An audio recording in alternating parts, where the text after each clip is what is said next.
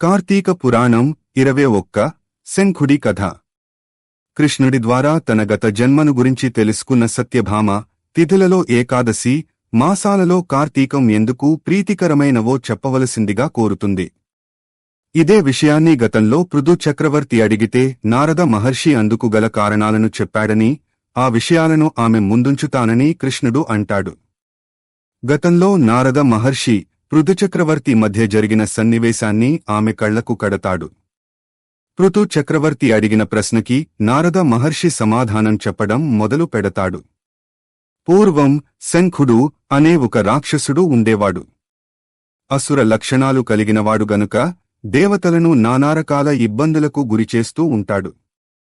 దేవలోకాన్ని ఆక్రమించుకుని అక్కడి నుంచి దేవతలందరినీ తరిమివేస్తాడు.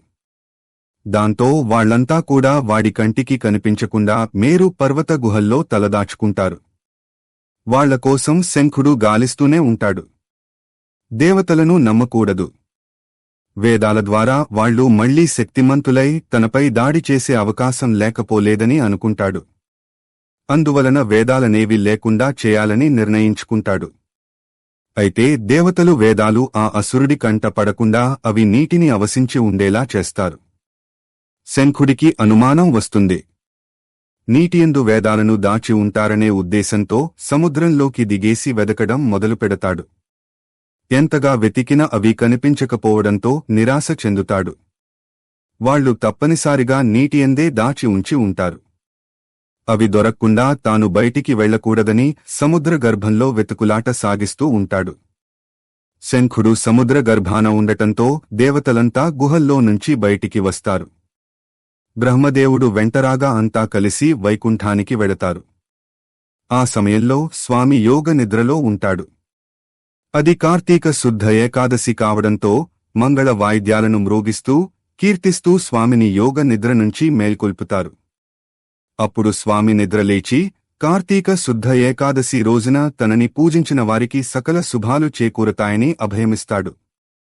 వైకుంఠానికి వెళ్లి విష్ణుమూర్తి దర్శనం చేసుకున్న దేవతలు శంఖుడి ఆగడాలను గురించి వివరిస్తారు.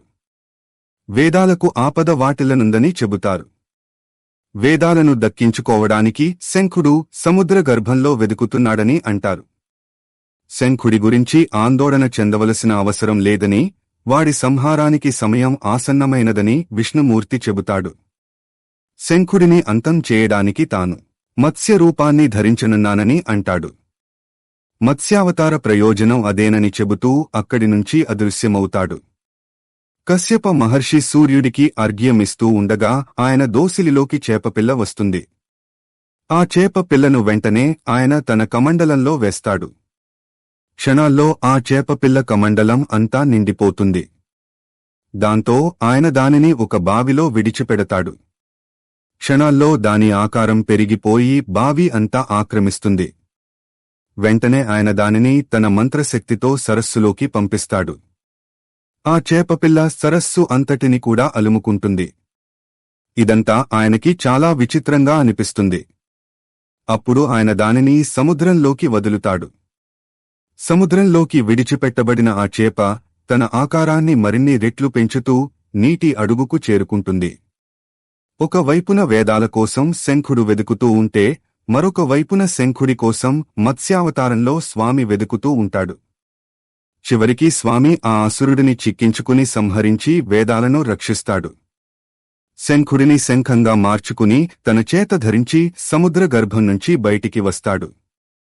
అసురుడి పోరాటం కారణంగా అలసిన స్వామి బదరీవనంలో సేదతీరుతాడు. దేవతలు, మహర్షులు స్వామిని సేవిస్తూ కీర్తిస్తారు. తాను అడుగుపెట్టిన కారణంగా బదరికవన ప్రదేశం మహాపుణ్యస్థలిగా మారుతుందని, భవిష్యత్తులో ఇది గంగా, కాళింది సంగమస్థానమవుతుందని అంటాడు. అక్కడ చేసే జపతపాలు వెంటనే ఫలితాన్ని ఇస్తాయని వారికి స్వామి చెబుతాడు. బదరీ క్షేత్ర దర్శనం వలన సమస్త పాపాలు, దోషాలు నశిస్తాయని అంటాడు. ఇతర క్షేత్రాల్లో ఏళ్లతరబడి చేసే పూజలు, సేవలు, తపస్సులు బదరీలో ఒక్క రోజున చేసినా అదే ఫలితం చేకూరుతుందని చెబుతాడు. బదరీలో చేసే పితృకార్యాల వలన వాళ్ల పితరులు విష్ణులోకం చేరుకుంటారని చెప్పేసి విష్ణుమూర్తి తిరిగి వైకుంఠానికి చేరుకుంటాడు. బదరీ దర్శనం వలన ఎంత పుణ్యం కలుగుతుందో కార్తీకంలో ఈ కథను వినడం వలన అంతటి ఫలితమే కలుగుతుందని పృథు చక్రవర్తితో నారదుడు చెబుతాడు.